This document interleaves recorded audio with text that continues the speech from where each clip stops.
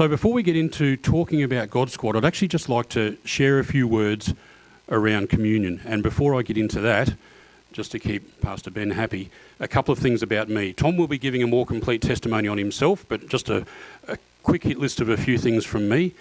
Before I met my lovely wife, I was a male stripper. I then found my wife, we've got married, we've got a wonderful family. One of my hobbies has been fighting, Muay Thai specifically. And one of the more recent things I do these days, which of course Ben's wanting me to say out here, is that I do pole dancing. You're all welcome to try. It is fitness, yes, yeah. I actually did my first public performance last week with my wife, actually. So it went quite well. It's just something different. Of course, it's a big mix. Some of the other things, I actually used to play in a rock band as well, and we supported the Radiators going up the Queensland coast back in the 80s. That was actually shortly after I lived in Dalby. I'm actually a Dalby kid originally. I lived in Hawthorn Street, just over the road here, and also spent a bit of time down here at the creek. But, good morning, church. As said, my name is Dale Walker, and welcome to fellowship both today and if you're looking at this online later with the recording. I'm going to speak to you today as a man with opinions. Now, I wouldn't necessarily say that I'm always right, but in my opinion, I think I am. And there's probably many other people like that here today. We have a very definite sense of what is right and wrong, but it doesn't always align with somebody else's sense of right and wrong. See, in my head, I've got all the answers. I know the answers to life, the universe, and everything. And in my head, I know that I'm right. But often, I don't actually know the full story. I don't know the bigger picture. I don't know the context behind something, and I don't know all the facts. But I might have already formed an opinion. And I imagine the rest of you are possibly like that. You look across at somebody and go, gee, they're wearing that same clothes as last year, it's last season, they need a haircut. Oh, their car's looking a bit scrappy, maybe they should fix that. Oh, I've seen their kids running around, oh, I don't know, maybe they need to fix that. It's they. But we seem to forget about what our obligation is. You see, I think I know when something's right, and I think I know when something's wrong, and I like to think that I have the justified answer, or not. I like to think that I'm the champion for justice, for what is right, except when it negatively applies to me.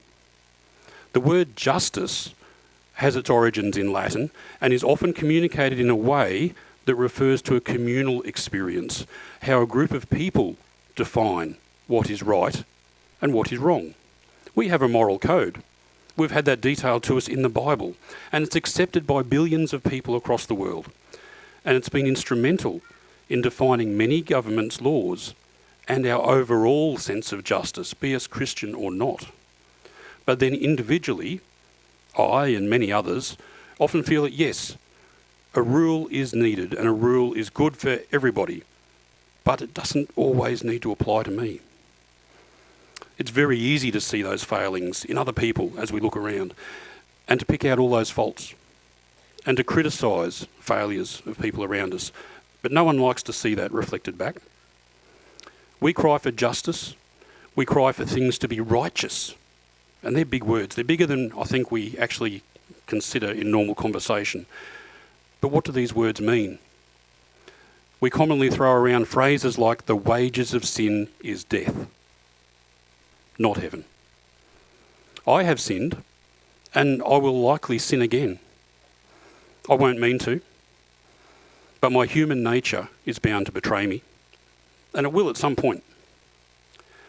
But what is just and right by the laws of God and the laws of men probably won't fit well with what my preferred outcome would be. Because in my preferred outcome, I don't want any penalty. I don't want any blame. But thankfully, my Creator knows who I am. And in knowing me, he actually knows my heart. He knows I'm a failed individual.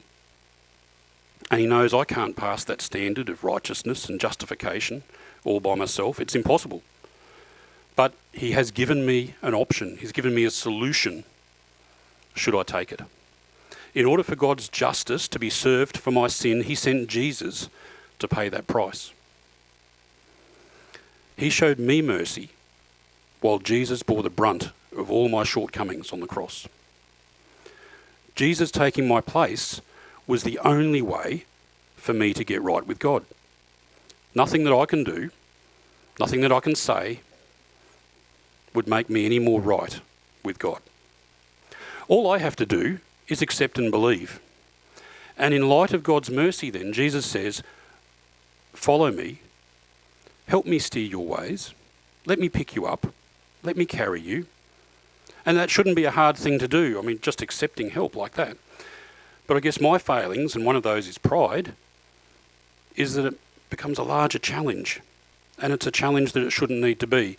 But in God's graciousness, communion can give me the opportunity to remember that Jesus did this for me and for you and for everyone else who desires to get right with God.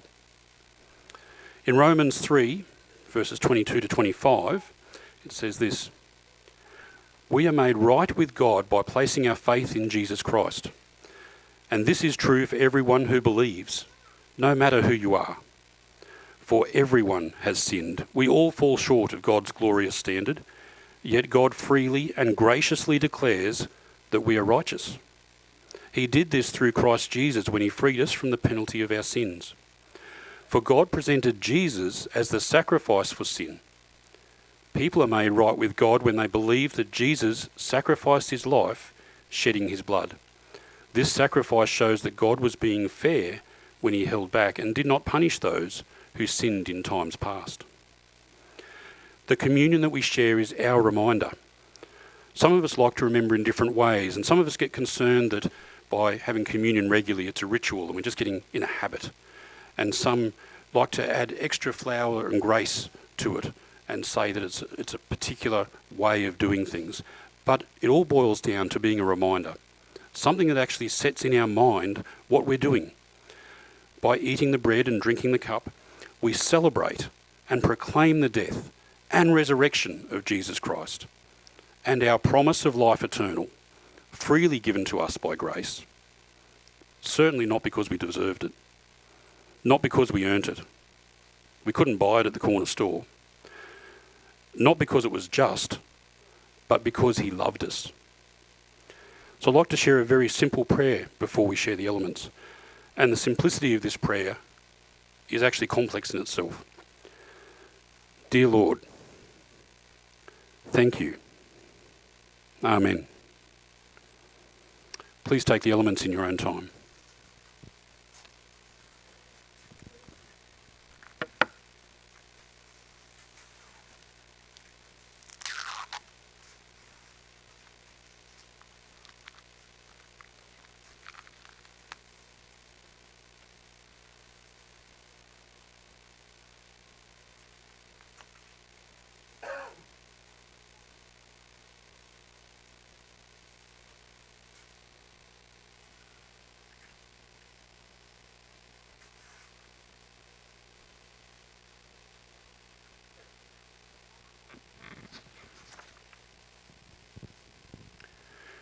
The simplicity of the prayer that I just shared there was very purposeful. Often we miss the basics. Often we miss the simple message that God has given us through Christ. Believe and be one with God. I'm going to share now a bit about what God's Squad CMC is and what we're about. So as you know, my name's Dale. I'm the president of our local chapter. And we've got a few of our other members here as well. We actually spread across a reasonable distance across Queensland. We're not just Toowoomba. But part of this, I guess I have to explain what a patch club is all about. And if you look on my back, you'll see that same patch that's showing on the display. When we talk about patch clubs, we're generally referring to a club that carries a three-piece patch on the back. So there's three main elements. And often we get a bit confused with the media hype and maybe the whole Sons of Anarchy thing and that sort of thing, and we think we know what that means. But often it actually refers to a group of people that are bound together with a similar thought process. I won't necessarily say that every thought process is ideal. Many clubs have different perspectives than us. But we are a group of Christian men who ride motorcycles, who understand that culture and choose to minister into that culture. In Queensland, just over 10 years ago, 1% clubs were defined as being criminal organisations. And I'm here to put my hand up and say quite openly and honestly that that is an area that I actually choose to minister into. Amongst that, though, we also go into churches, schools, prisons, hospitals. Now, why do we delve into that culture? Well, there's a photo there which hopefully can come up, which will show the breadth of our chapter. So this is us down in Melbourne. A couple of years ago, we went for a weekend ride to hang out with some other guys down there. We're a broad spectrum of people, both in age, experience, and maturity. From having that broad spectrum, we can often link in with a number of other people. And that's a great thing to be able to actually have multi-generational conversations with people with the same heart.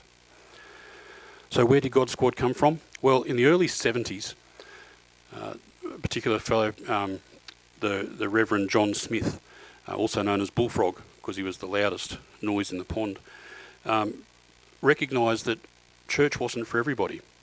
Back then, of course, if you didn't have a suit and tie on, you often weren't welcome through the door of the church. So how was the church reaching those people? In many cases it wasn't. But also, how would those people find a way to be invited into church? So he got thinking and got together with some guys in Sydney. He was from Melbourne. Got together with some guys in Sydney, and they started a Christian motorcycle club with an outward view, a view to being that bridging connection to meet people effectively on the street and bring them into fellowship with the rest of the community. The Toowoomba chapter started in 2015 after 3 members of the Brisbane chapter, and I was one of those, carved away from our Brisbane chapter to start an operation in Toowoomba.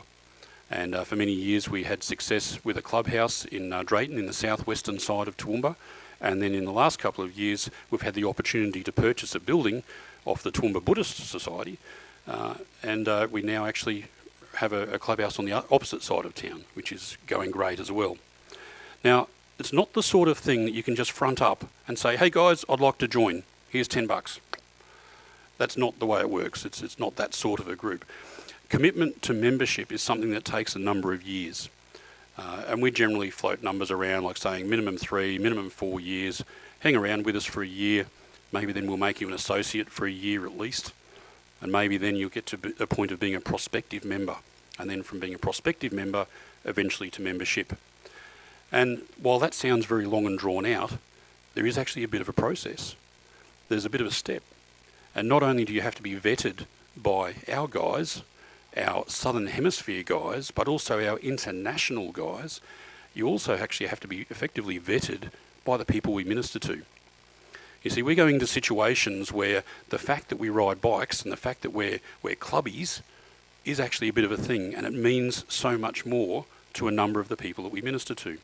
So not only do we want to actually say that, yes, we dip our toe in that community, we actually want to say that in many cases we do it better than they do. Okay, and that gives us the respect when we're actually in that situation. And that takes us everywhere. This weekend is actually my 10th anniversary as a full member of God Squad.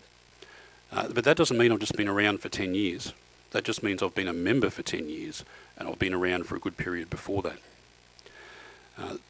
Next photo there, Yep. So we do come across strange things. That photo on the left was actually on what we call my NOM ride. I had to go down to Sydney. I left Toowoomba on a Thursday night. I was attacked by a possum in Tamworth. Got to Sydney, went to a local meeting, went to a prayer meeting, did an outlaw club visit. Then on the Saturday, I served at a function and then rode home on the Sunday. It was a very big weekend. Also pulled up by the Dalek near Deepwater.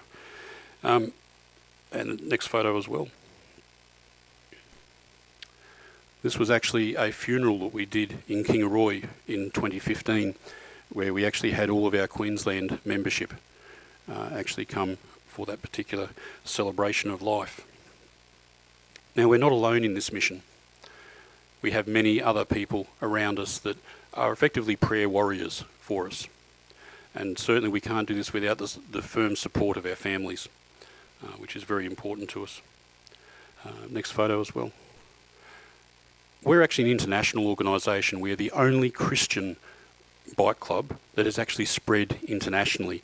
And 16 countries, 40 chapters. One of our chapters is the Ukrainian chapter, which actually has 17 members, incredible men. And they range from being church pastors to being frontline fighters to being medics to being logistic experts. And for the last 2 years, as you would be aware, they've been fighting a very localised war there against Russia. But where does Toowoomba reach? And there's another photo there. So obviously, Toowoomba's down here. Got a couple of other red dots there. We have an active supporter attached to our chapter that's based out of Bunbury, south of Perth. And our chapter also extends up to the Northern Territory. We take in that northwest top end area. And from that, my wife and I have travelled a couple of times up to Darwin to interact with some of the local 1% clubs up there and our guy up there as well, and conduct various things up there. Now, what areas of ministry? When I say we do things, what do we actually do? So one of the things we do is we hang out with local bike clubs. We go to functions, we go to rallies, we go to events. 2 weeks ago I had the pleasure of swagging it in the blistering cold in Wandai with 240 other motorcycling enthusiasts. Little rides everywhere, but of course prisons is a big area that we actually have involvement in. At the moment the Gatton prison, which would be our local prison, has been undergoing some changes and they're about to open up 1,500 male beds. When we were more active with them, it was a male prison. It changed to being a female prison. But one of our members is a former prison chaplain. I myself used to visit people individually, and another one of our guys, literally just last week, went to Sydney to lead a training course to teach others how to do the Kairos Inside program by going into prisons and sharing what Christian faith means and how people can be redeemed from their sins. Another area that we actively go into is schools. We've run an ADAM program in many local state schools in the Darling Downs for a number of years. I think 2014 was our first year. I think it's in 47 schools at the moment. And of course church visits so we can share with you. Local 1% clubs and the local community. I've been really blessed this last couple of years to be invited to the Bunningses in Toowoomba. There's 2 Bunnings stores. Unfortunately we can only visit one at a time. But we do temporary tattoos, not just for the kids, I was going to say for the kids, but for kids and for adults with airbrushing. And so amongst the conversations of you shouldn't mark your skin, things like that, then people say, we'd love a set of praying hands, or can you give us an open Bible on our skin? So it's an interesting witness where people can, I guess, play on that naughty side of life with having a tattoo that will wash off eventually. But to actually then share a faith-based experience in doing that. Now, our mission statement is actually very precise, and there's a lot in it, and if you put that up on the screen and I'll read through it. God Squad CMC, Christian Motorcycle Club, proclaims the transformational message of Jesus Christ's love, justice and mercy in culturally appropriate ways. This is demonstrated through advocacy, compassion, and active support for those in physical, social, relational and spiritual need. Our calling is to the outlaw motorcycle subculture. However, our ministry embraces evangelism and holistic care for all, regardless of social, religious, racial or cultural identity. You see, we're all connected into the vine, and I'm using a very Christian terminology here. We're all part of the vine. We're connected, but we're all actually different. We're different areas. If you can bring the next image up, that might help us visualise this as well. We can say quite definitely that we're a Christian, but sometimes areas of community aren't receptive to Christianity. And I guess we're the part of that vine that hangs over into that part of the garden that things don't grow, that area where the ground is wasted, there's no nutrients. And because we're hanging out in that area, often we suffer. We suffer physically, we suffer financially, and we suffer spiritually. But we're connected to the same vine that everybody here in the room is connected to. We take our sustenance from the prayer support of those around us. We take our sustenance from the fellowship of friends. We don't need anybody else to be like us, but we certainly celebrate the fact that in Christ we're all together. We don't run a recruiting program that says you need to be like us to be our friend. But as far as clubs go, we're one of the easiest clubs to become friends with. But we're the hardest club to join. We hang over into that dark patch of ground so that hopefully some of the fruit that we drop can grow, can develop, or maybe it's a seed that we can plant. And I've been really appreciative as a younger man, and when I say as a younger man, I'm in my 50s, and since the club started in the early 70s, obviously there's some older men have gone before me, that we can actually see the fruits of the seeds they planted 50 years ago. We readily judge one another, and this is the point I was making during communion. It is so easy for us to criticise somebody else, and that is actually an indictment amongst us all, because as Christians that's not what our role is. When Jesus was asked, gee, with all these rules, we've got these 13 Mosaic laws, then we've got the 10 Commandments, which is the most important? And Jesus said, love God and love your neighbour.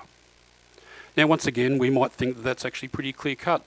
Clearly, we need to love God. We understand that. But we often get confused with who our neighbour is. Jesus told us, and you can look it up in John 13, I've got the slide there as well, if you love one another, people will know you're Christians. We should be known for our love for one another. And I think this is the easy part. It's all sunshine and oranges when people look like us, talk like us, behave like us, and do the same things as us. But in Matthew 5, during the famous Sermon on the Mount, Jesus threw us a curveball, and I'll read it from the latter part of the Sermon on the Mount. It's in Matthew 5, verses 43 to 47, which is the next slide, thanks. You have heard that it was said, love your neighbour and hate your enemy. But I tell you, love your enemies and pray for those who persecute you, that you may be children of your Father in heaven. He causes his sun to rise on the evil and the good, and sends rain on the righteous and the unrighteous. How fair is that? If anybody here that's been farming, you pray for rain, but the neighbour gets it. What's the go with it? If you love those who love you, what reward will you get? Are not even tax collectors doing that? And if you greet only your own people, what are you doing more than anybody else? Don't even the pagans do that? So there's nothing that really defines us as Christian in that, unless we love everybody. We know there is brokenness in the world. We know that people need to know they are loved. We know people need an opportunity also to hear the gospel. And even if they reject it, we're still called to love them. We don't get to choose our neighbours, and we don't get to choose who our community of neighbours is made up of. We just have the one simple mandate from God. Love them. And at this point I'd like to introduce my brother. And while yes, he does have different parents to me, his heart was ignited with the same passion as mine. And his response to knowing that he's loved by God is to share the gospel and good news of his life. And if you can pop his photo up, that way you'll recognise him when he comes to the stage. And demonstrating the power of God to make changes in us, to help us grow and flourish. My brother Tom, you can come up. Tom became a member of God's Squad Christian Motorcycle Club earlier this year, which also means he's been hanging around for a lot longer than that. And today he'll share part of his story with you. Thank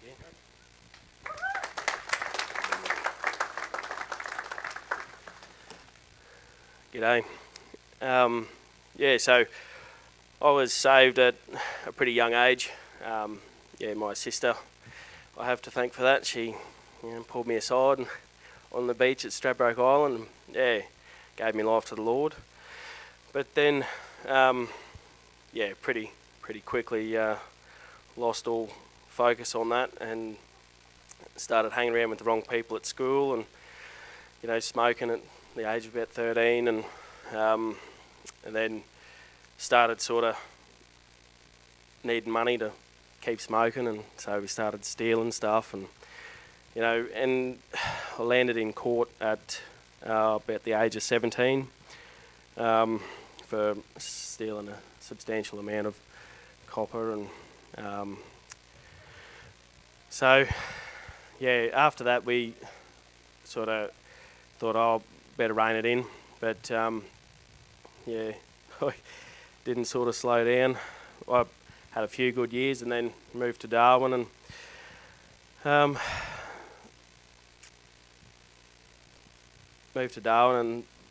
just got into the party drugs, and it's new crowd of friends, and but it was a thing to be done, and it became more and more. So every weekend, you're seeing the dealer and get a few more, and then started stocking up. I need this, I need this for the next time, and I need it, and so it was all right. Well, I thought it was all right. It's just party drugs. It wasn't hard stuff, Then I stepped into sort of speed and coke, and we'd go out hunting all weekend, and we needed that. We need to stay alert all weekend. So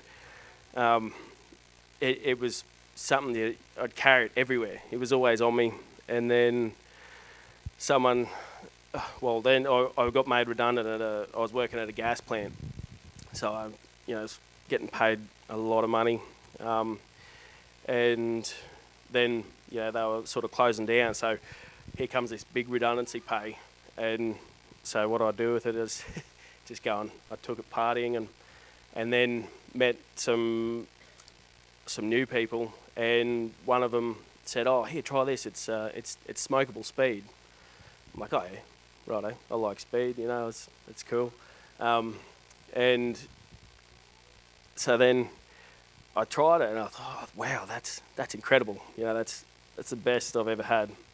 And I soon found out that what was given to me was ice, and I realised that the whole time when I started using the party drugs and thinking, oh, it's not too bad, but I thought the whole time I had this focus, I'll never ever touch ice.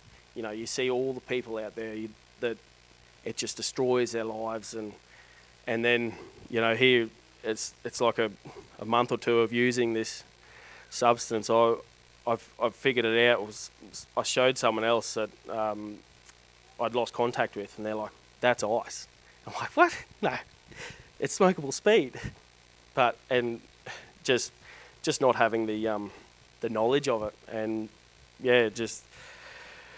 so then that was the biggest struggle for me, because I'd trusted that person, and it just blew up in my face, and I was that addicted to it that I couldn't go without. I tried to stop, and it just kept getting worse and worse and worse, and sort of snowballed from there. So then after that, I tried to clean my life up. Spoke to my family and asked them for some help, and my mum and my sister came up and helped me pack up a shipping container, and of all the stuff that I had left, I'd sold a lot of it to support this habit of mine, and then I moved back down to Toowoomba here, and thinking, this is going to be good. I don't know anyone in the drug scene down here, and it just happened to be one of the first people that I was reconnecting with. They were also using ice. So it just, it followed me and chased me down here. So, and so then I was sort of out of my element down here, because I didn't know too many people in the drug scene, and which sort of left me very vulnerable to people sort of taking advantage of you, and you get dealt a lot of dirty drugs, and that can really mess with your mind. And yeah, so then it just sort of kept snowballing from then, and I was getting into a very depressed and anxious state. I was struggling with it really bad, and didn't know where I belonged, and I felt God speak to me through that. I didn't know it was God at the time. I just felt this real draw to motorbike clubs, and I started thinking, well, I want to. If I joined a 1%er club, it'd be like I'd have a family around me, some people to protect me, so I wasn't continuously getting taken advantage of. But it sort of, the thought came and went. I never pursued that, but it was always in the back of my mind. And yeah, then I had a really bad motorbike accident. I broke my pelvis, split my bladder in half, and a few other things. It's all bruising up my back, and stick went in the side, and so through that, it was a bit of little bit of a wake up call, but like for God to sort of save me from that, it's for me how the accident was. It was incredible that I survived, and Mum and Dad carried me through all that, and they took 3 or 4 months off work and nursed me back to health. I went from hospital to a wheelchair, and then as soon as I could get behind the wheel again, the first thing I did was went and buy some ice, and it just had that big of a hold on my life, and I don't know why I did it. I was in a really, those 3 months, 3 or 4 months, they were just awesome. I felt like myself again. I felt so connected to my family again, and I felt like, this is the person I wanted to be. But for some unknown reason, I might have just been having a bad day, or I can't remember the specific drive. But something was going wrong, and I went and bought a pack of cigarettes, and I smoked a cigarette, and then I was like, nah, I need something better than this. So I went and bought some ice, and then I felt great again. I was revved up, all the pain's gone, and then it was just like 1,000 times worse then, because I'd been clean, I'd gotten rid of it, and then they in the recovery course they liken it to a cub. So when your addiction is fresh, it's like a cub tiger, and if you stay away from that cub grows into a fully grown tiger, and it'll attack you as soon as you go back to it. And a lot of people, that's fatal. A lot of people don't come back from that. But it took me about a year after that, and I went downhill really, really hard, because I was dealing with all this pain, and then not being able to work, so I was dealing drugs to support my habit. And I've met my wife, my now wife, through that. I used her place as a sort of a getaway, so I had a bit of a safe place. But I told her that I was using ice, and she said, never bring it around here. But I did. I brought it around, and I ended up, getting her hooked on it as well, and so that we could both enjoy it, and that maybe she would support it with money, because I didn't have any. And it was a really scary time of life. I was trying to deal it, and every day was just, where am I going to get my next fix? It's a hard life. And then I had a really bad psychosis episode.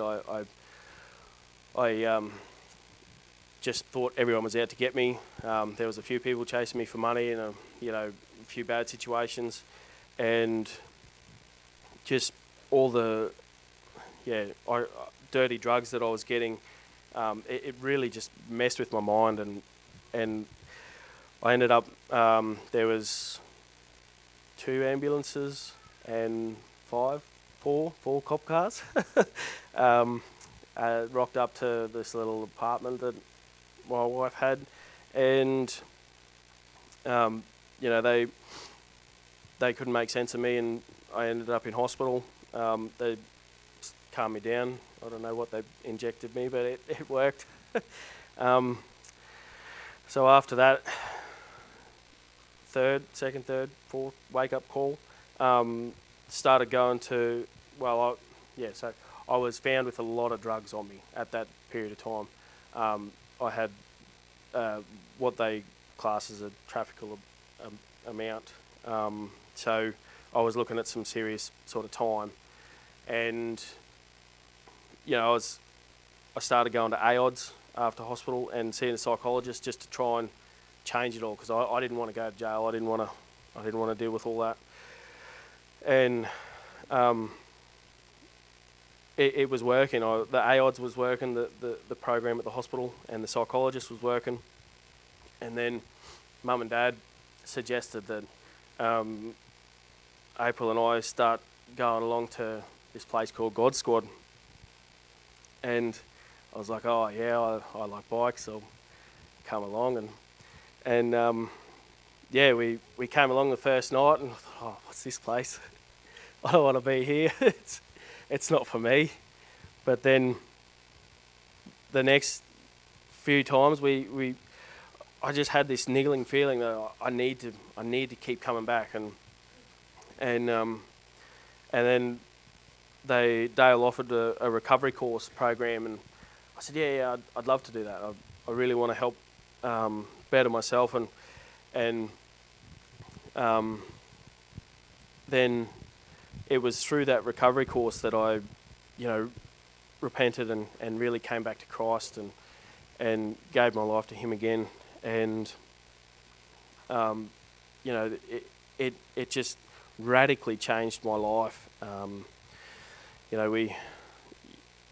Since then we bought a block of land and built our own house, and we've started a business and got married and had some kids, and now I've been facilitating the recovery course to help other people change their lives, and next few weeks, on the 1st of September, I'll be 5 years sober. So yeah.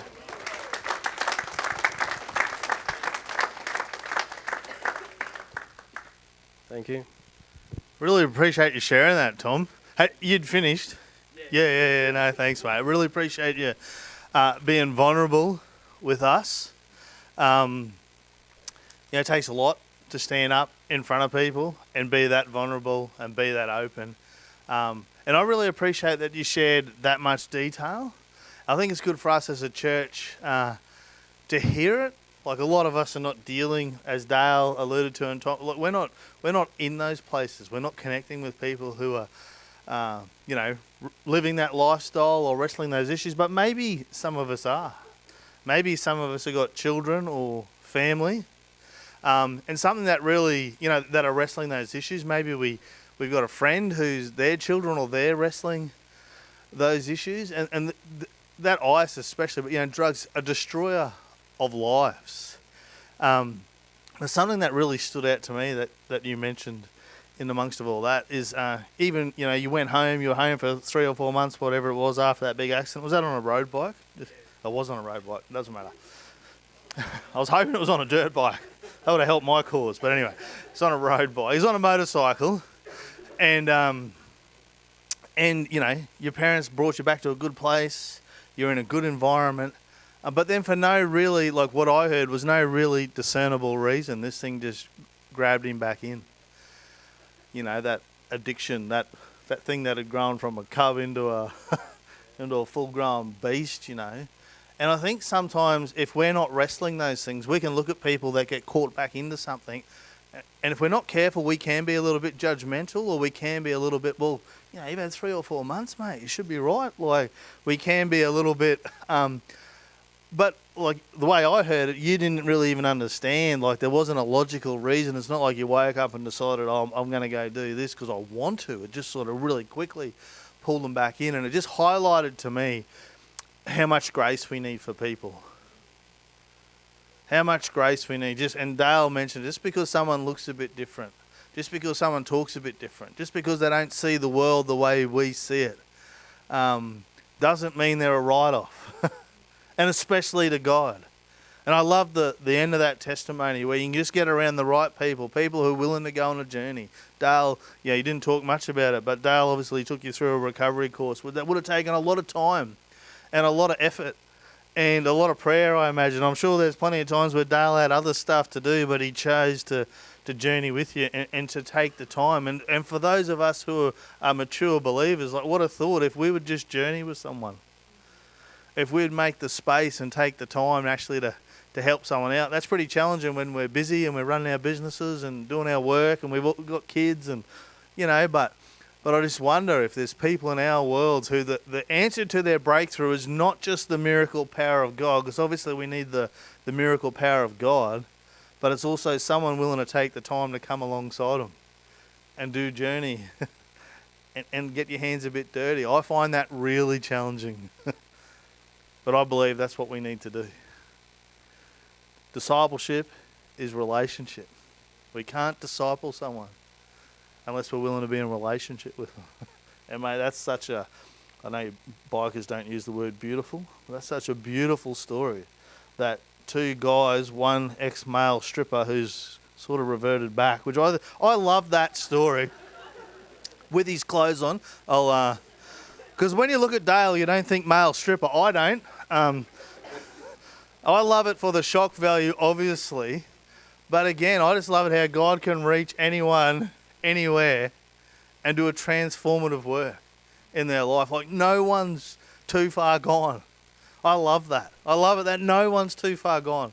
And I might be the second preacher, but I mentioned it earlier, and in our prayer meeting, it was just strong upon my heart that there's no condemnation in Jesus Christ. Yeah, even though, man, you had such a wild journey, even though you sort of had a couple of false starts maybe, I don't know about your Christianity, but like I know for me when I come back to the Lord, there was a few false starts, a couple steps forward and a few steps back and a bit of a tumble here and a trip there and a relapse or whatever you want to say. But I love it that God doesn't condemn us. That even when we feel like we're coming up short, that we're not measuring up, God's not sitting there going, oh, that guy again.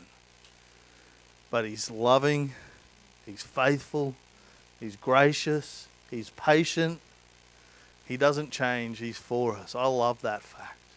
So if you're here today and you feel like, oh, I'm not quite measuring up, or you feel a bit down on yourself, I just want to encourage you. God loves you right where you're at. And I love the power of testimony because he changes lives. If we just do it his way, it will change your life. So praise God for that.